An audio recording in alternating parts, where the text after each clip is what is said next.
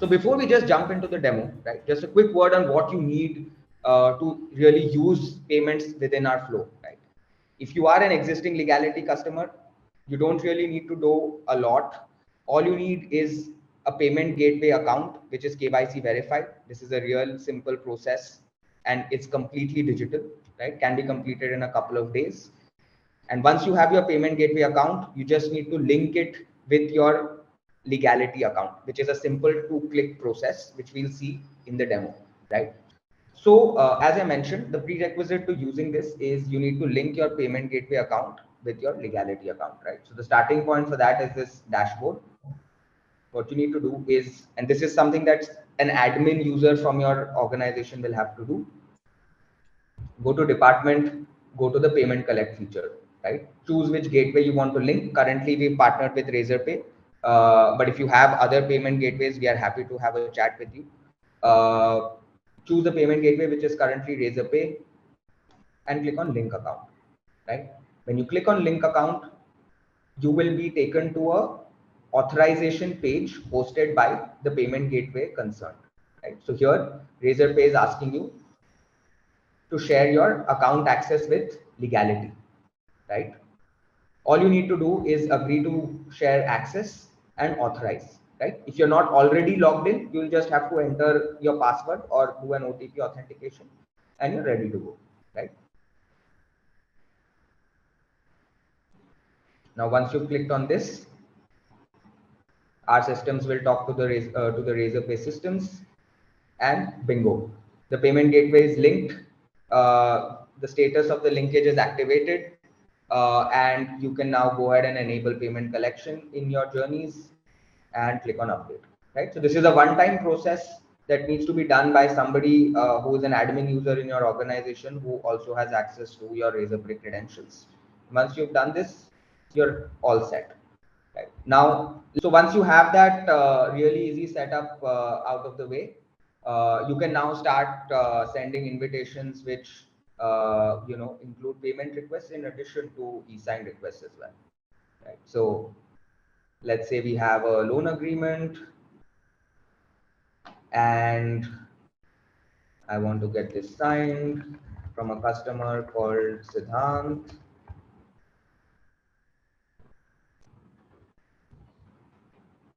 Enter their credentials. Right. Okay. I can choose any signature type I want. Payment collections are compatible with most signature types here. The only real significant exception is NESL, but that's not really material here. And all you need to do is enable this toggle for collecting payments. Right now, what you do here is you specify what amount you want to collect. Right. So in an integration flow, if you are doing an API integration with us, all of this will be passed through an API payload, right? So you don't actually need to manually take the effort here. But if you're in for a really quick implementation without an API integration, and this is how you can do that.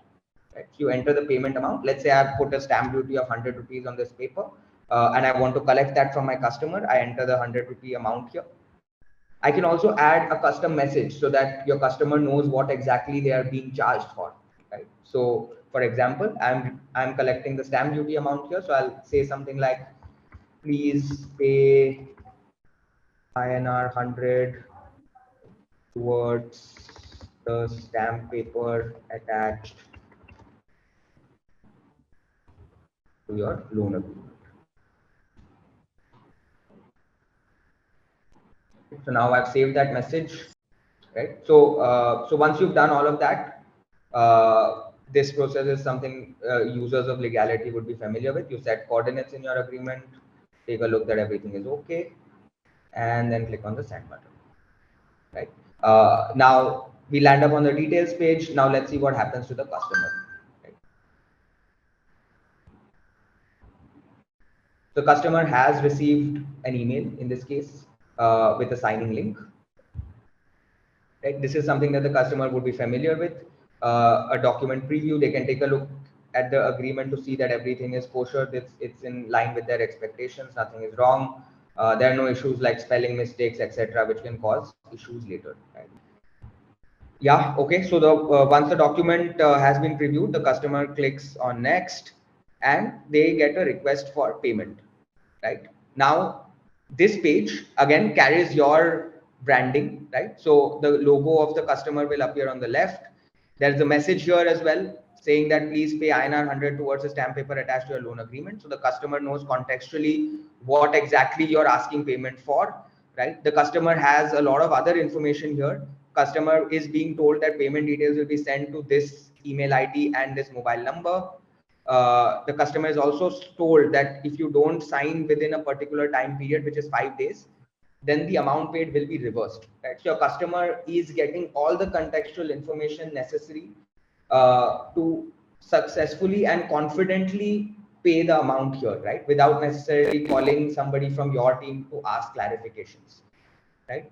Customer clicks on pay online, and then the payment window opens up, right? Now, again, the payment window here would carry your brand's custom logo, your name, etc., and your brand's colors. So the customer's trust is maintained here. The customer doesn't feel like he's paying somewhere where he's not comfortable, right? This is really comfortable for the customer.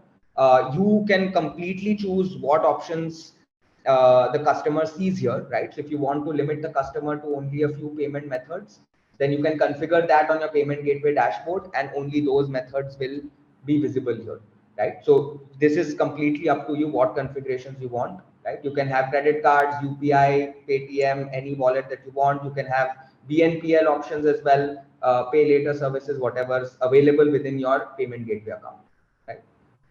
So let's pay by card here. This is your standard payment checkout process.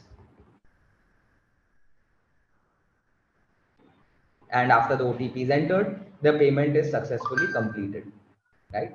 Now at this stage, what we do is we send the payment details to the customer so that the customer is abreast of what has happened, right? The customer is kept in the loop at all times, right? So customer gets a mail like this or an SMS like this saying that you have paid this much amount in connection with this document that was requested from you, right? Now, if you remember, we also copied our finance guy. So the finance guy should also receive a notification, right? So here, the finance guy has received a notification saying, hi, finance guy, XYZ person has paid INR 100 in connection with the document, right? So you're seamlessly keeping all members of your organization in the loop and reducing your operational overhead. Cool. So now the customer has successfully completed payment. Customer can proceed. It's a seamless journey.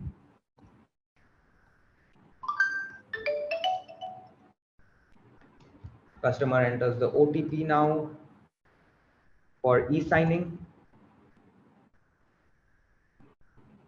Customer draws their signature. Now this part of the journey can be different depending on what kind of e-sign has been used. Gives consent.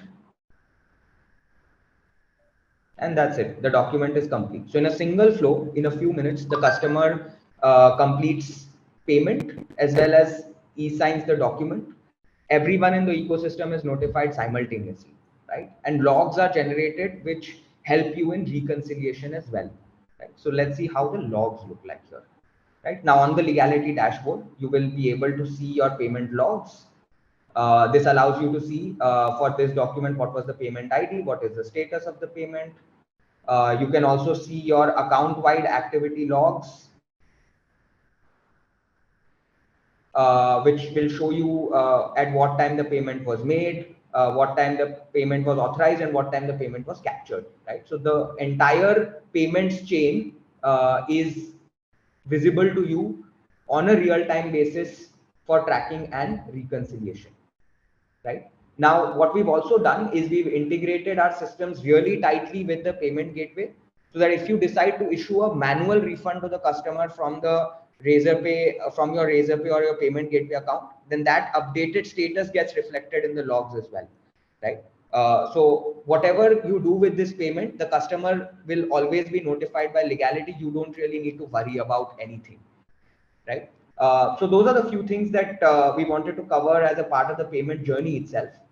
Now that we have the demo out of the way, I also wanted to quickly cover how the funds flow works, right? Now, in terms of the funds flow, what happens is when the customer first pays the money is deducted from the customer's bank account and then goes and sits in a pooled account, which is controlled by the payment gateway.